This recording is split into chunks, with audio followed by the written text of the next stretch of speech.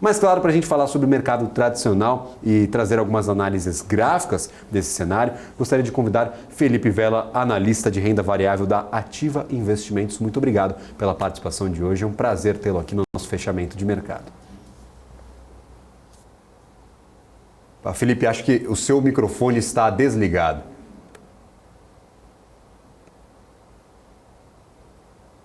Acho que não temos o Felipe. O áudio.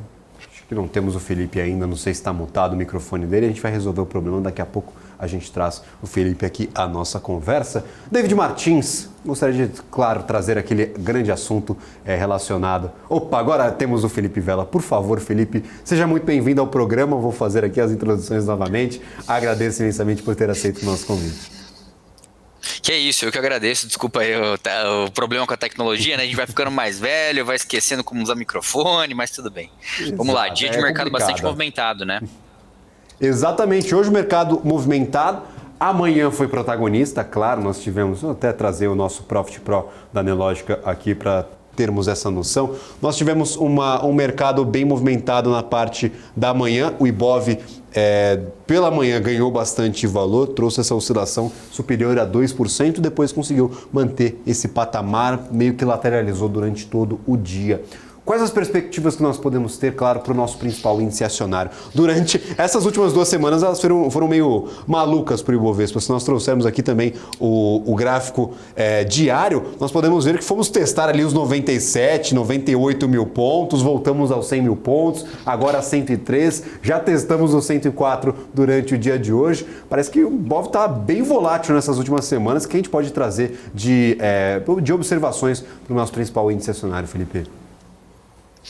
Perfeito, exatamente. O Ibov bem volátil aí, né? Muito por conta do noticiário nessas últimas 2. A gente pode até colocar aí 3 semanas, né? O Ibov vinha segurando bem na região dos 103 mil pontos, com o advento ali da quebra dos bancos e do salvamento, na verdade, né, dos bancos americanos e do Banco Suíço, né, do Credit Suisse. Nós tivemos o Ibov visitando ali a região dos 97 mil pontos e na semana seguinte essa puxada de novo à região dos 104 mil pontos. A nossa expectativa, na verdade, né, se a gente olhar graficamente ali o Ibov no semanal, ele nos mostra ali um contra-ataque, eventualmente para buscar novos movimentos de alta. O problema é que no diário a gente tem ali 5 dias de alta consecutiva, com mais de 7% aí no total para o Ibov, então seria saudável e inclusive esperado um movimento de correção para os próximos dias, quem sabe para buscar ali novamente a região dos 100 mil pontos, montar um novo pivô de alta e aí assim a gente conseguir ali buscar novos patamares altistas. Dá uma noção um pouco maior aí para o analista de para onde que vai o Ibov, né? Tem que testar, tem que mostrar essas figuras, tem que apresentar um pivô ali de alta, de baixa, para tentar dar uma noção de para onde que a gente vai, né, Felipe? Perfeito, perfeito. Até porque a gente vê um movimento de sobrecompra grande também, né? O Ibov teve que deixar bastante volume para subir esse 7% aí em 5 pregões consecutivos, né? É natural e inclusive desejável que ele respire, né? Faça um movimento ali de correção para que então ele possa buscar novos patamares, tá? Caso isso aconteça, então se a gente tiver ali um movimento de respiro, nossa expectativa é que ele volte para testar a região dos 100 mil pontos, 102, 100 mil pontos ali pelo menos.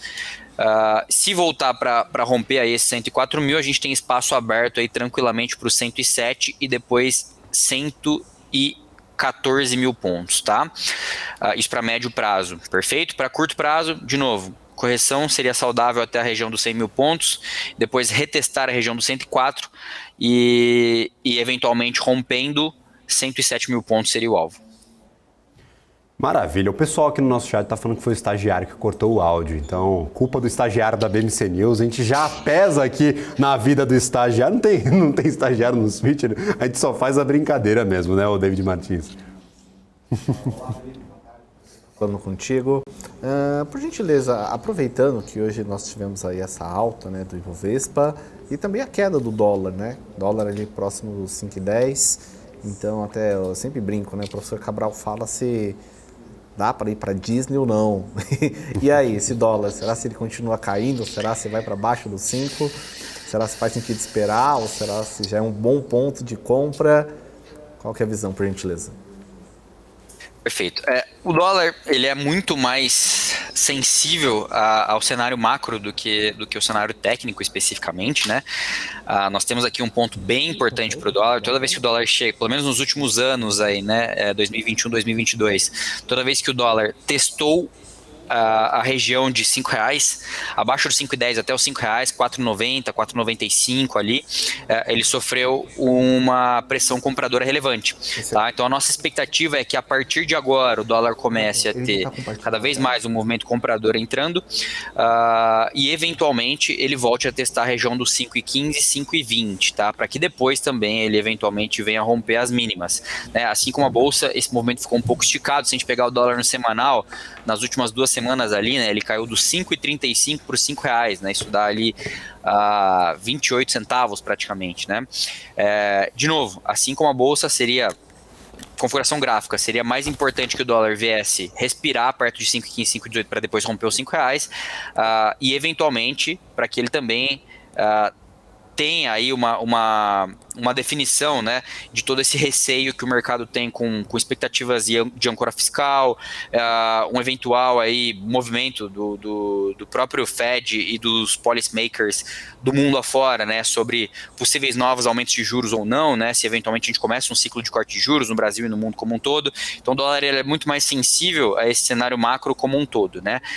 Aqui o que eu posso dizer é, eventualmente seria um bom ponto para compra, né? Óbvio que a gente tem que ver uma configuração aqui de suporte, né? Uma configuração gráfica de suporte mesmo, mas sim, eventualmente seria um bom ponto para compra. Pessoalmente, eu estou, inclusive, começando a comprar os meus dólares para uma viagem que eu vou fazer mais à frente. Eu acho que é um ponto importante.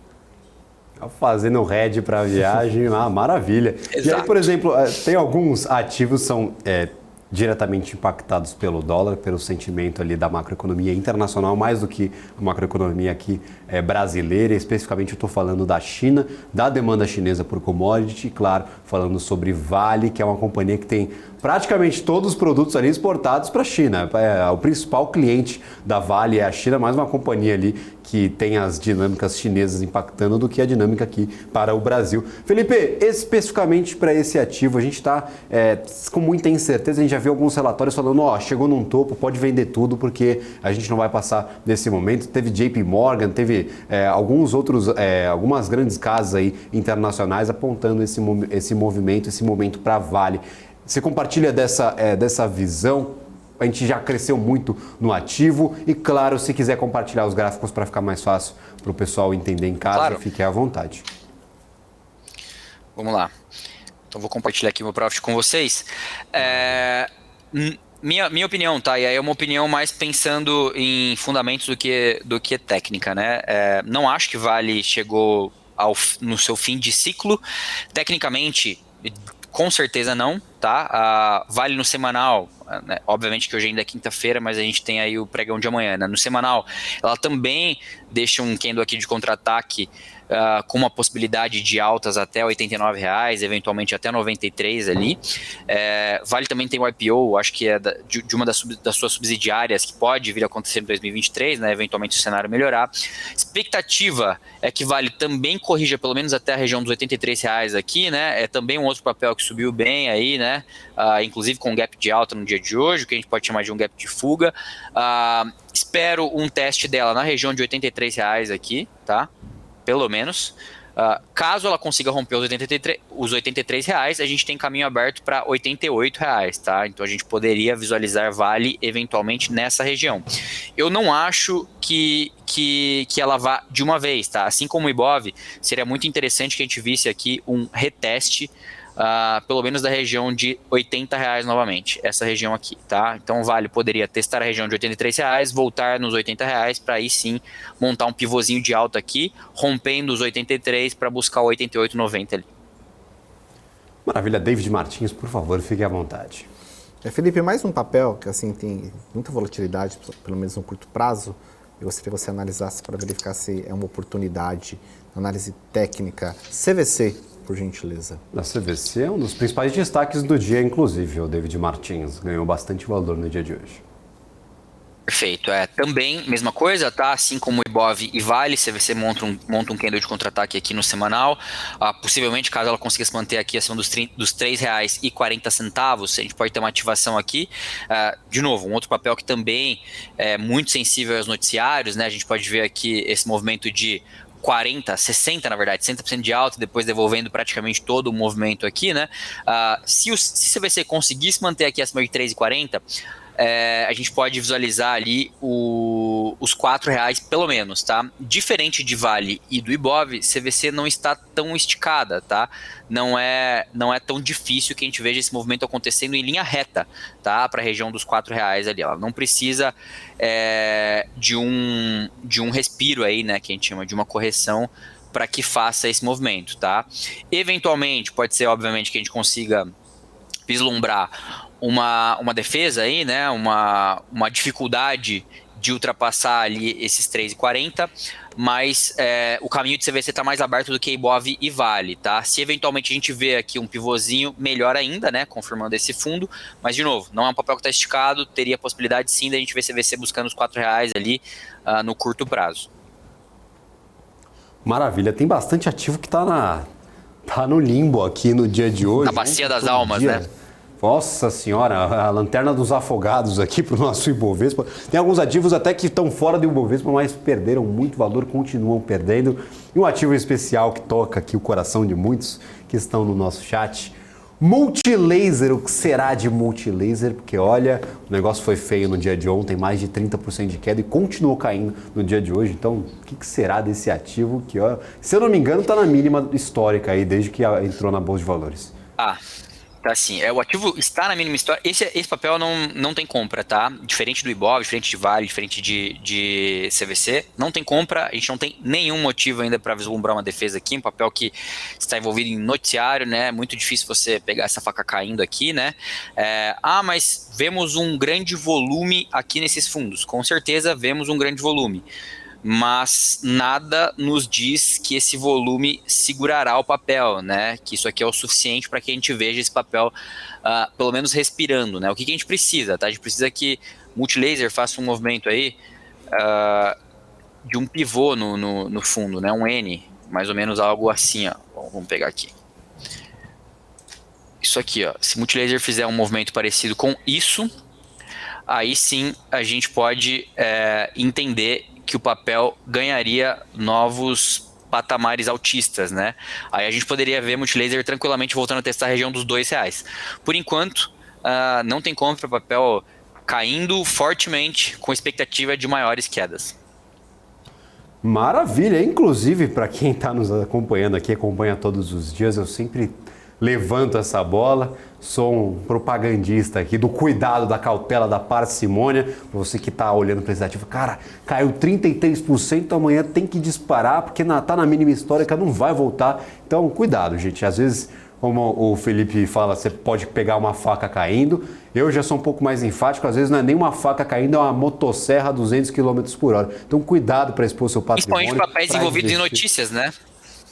Exatamente. Se operar notícia fosse benéfico, a gente ia ter uma mesa de renda variável aqui no estúdio da BMC News, a gente ia fazer uma grana danada. Você não imagina o que seria esse negócio. Não tem, gente, não existe. Só para exemplificar o que você está falando, é só ver, a gente vê o caso de Americanas, né? Aqui, ó, o papel abriu caindo já 75%, 80%, né? E muitas pessoas pensaram exatamente o que você pensou. E o papel caiu mais 80% após isso, né? Essa é uma conta básica que o investidor iniciante principalmente não faz, né? O papel caiu 80%, ele tem só mais 20% para cair. Não, ele pode cair mais 80, e mais 80, e mais 80, e mais 80, e mais 80, e assim por diante, né? Então, isso aqui é para lembrar o pessoal que tem esse pensamento, né? De que, já caiu demais, não é possível que caia mais do que isso. Não é só possível, como é plausível, né? O papel que está em tendência de baixa e envolvido em noticiários, a expectativa é que tenha cada vez mais uma pressão vendedora. Exercício aí para a galera que está em casa, tem o Profit ou tem qualquer outro dashboard ou usa os gráficos ali do Google, de qualquer outra plataforma, abre SLED, Saraiva, dá uma olhada em quanto que ela caiu desde sua máxima histórica, você vai ficar meio preocupado. Então cuidado, realmente, parcimônia, cuidado, cautela. Um ativo que agora, olhando para o outro lado, Um ativo que está se destacando positivamente, está apresentando algumas forças aqui compradoras, é TIM. TIM S3. O que está acontecendo com esse ativo? É uma boa oportunidade? Já passou esse momento de compra, talvez, para esse ativo? Qual que é a sua avaliação? Porque o gráfico está mostrando aí uma reação, pelo menos, para o ativo nesse curto prazo. Pois é, concordo. Assim, ó, a gente precisa visualizar nos outros ativos exatamente o que TIM fez aqui, tá vendo? Ela deu uma grande puxada, ó, subiu bastante, respirou e depois rompeu as máximas e aí sim buscou novos patamares, né? É exatamente o que eu comentei ali sobre o Ibov, sobre Vale, sobre alguns outros papéis na situação atual. Qual é o problema de TIM, tá? Então o papel está bem configurado tecnicamente, ele tem bastante expectativa. Qual é o problema de TIM, né? Primeiro, no semanal ele está um pouco esticado, né? O papel subiu ali 21% e para esse papel é um movimento relevante. E segundo, é que o próprio Ibov, se a gente tem uma expectativa, tá, mais corretiva no Ibov, né? Que o Ibov estaria esticado e consequentemente ele teria que corrigir, né? Os papéis que também estão esticados, né, eventualmente, com uma correção do Ibov, também sofreriam, tá? Então, se eu não tivesse o Ibov tão esticado como ele está, tá, nos últimos 5 dias ali, eu recomendaria uma compra de TIM de olhos fechados nesse rompimento aqui, ó, no rompimento dos R$13. Mas, nesse momento, para mim, a maior probabilidade é que TIM volte para testar aqui a região dos 12,60, fazer um fundo duplo aqui, ó, tá? Então que ela volte para testar essa região dos 12,60 12,50 e aí sim volte para romper efetivamente esses R$13 com bastante volume, tá? Então muito por conta da situação atual da nossa bolsa como um todo, do Ibov, eu não recomendaria a compra de TIM nesse rompimento, porque esse rompimento aqui de TIM vai ser um rompimento falso. Maravilha, então cuidado, por isso que é importante olhar para os gráficos, às vezes você está entrando ali numa operação de forma até cega, fala, não, eu estou olhando para o ativo, está ganhando valor, vou entrar nessa operação, está olhando só para o gráfico de TIM, mas como o Felipe bem ressaltou, tem que olhar para outros gráficos ali que são auxiliares a uma análise completa. Tem que olhar para o Ibovespa, às vezes se o ativo está sendo impactado por notícia, tem que esperar, tem que dar uma olhada, o que o mercado vai fazer com essa operação, com essa companhia especificamente. Então, é uma matemática complicada, a gente está aqui justamente para tirar as dúvidas, tentar esclarecer no máximo possível toda essa situação envolvendo alguns ativos específicos. David Martins, por favor, final aqui, ó, última pergunta, último pedido ao Felipe para essa participação que já está no finzinho, por favor. Aquele ativo clássico, Petrobras. Olha só. Gente, os clássicos. Eu achei que você ia pedir oi. Todas as vezes que eu participo aqui da BMC, principalmente com o professor Cabral, o pessoal pede oi. Mas vamos lá, Petro. Olha só, já que estamos de queda, fala de oi. É o último comentário do lá, tá vendo? Felipe. Tá Olha vendo? só, Rodrigo Moreno pediu oi mesmo. Mas vamos de Petrobras, por favor. Então vamos lá, Petro, assim como Ibov, Vale e alguns outros ativos relevantes, né, para a nossa bolsa aqui, montam um contra-ataque no semanal.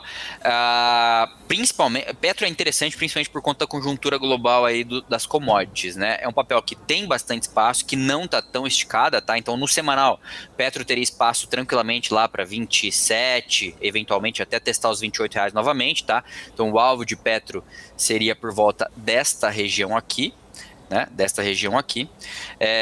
Já no diário, Petro encontra aqui o VWAP mensal, né? Então, no diário ela estaria um pouco esticada, assim como o nosso Ibov, né? Inclusive, Petro tem se movimentado de maneira muito semelhante ao Ibov aí.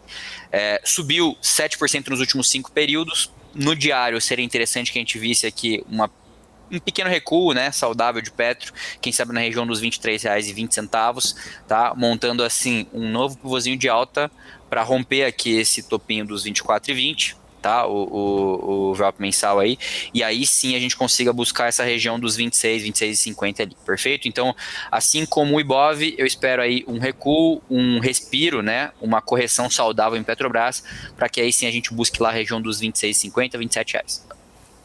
Maravilha! Gostaria de agradecer imensamente se puder descompartilhar a sua tela para nos despedirmos. Ótimas análises, espero que tenha esclarecido muita coisa para quem está nos assistindo. E claro, acompanhe o Felipe aí em todas as redes sociais, acompanhe o trabalho dele, que está dedicando aí parte do seu tempo para falar conosco. E se você quiser, claro, a completude, acompanhar de perto aí o trabalho do Felipe, como que o pessoal pode te encontrar, Felipe? Eu que agradeço o convite, né? Como você disse, eu estou nas redes sociais, Felipe.Vela, em praticamente todo lugar, e eu também faço parte do time Ativa, então eventualmente estou lá também nas redes da Ativa Investimentos. Será um prazer tê-los conosco. Maravilha. Bacana, Felipe Vela, analista Gabriel, de renda variável. Por favor, David. um ponto interessante que aquilo, além das excelentes análises, né, a gente viu também aí o skin the game, né? Aqui, ó, tô comprando dólar porque eu vou fazer uma viagem, então assim, não é simplesmente análise aqui, eu estou fazendo aqui na prática também. Então acho que é interessante, parabéns pelo trabalho. Importante, exatamente. Excelente tarde. Maravilha, muito obrigado. Obrigado. Tchau, pessoal. Um ótimo restinho de semana a ti. Um abraço, seja sempre muito bem-vindo na nossa programação.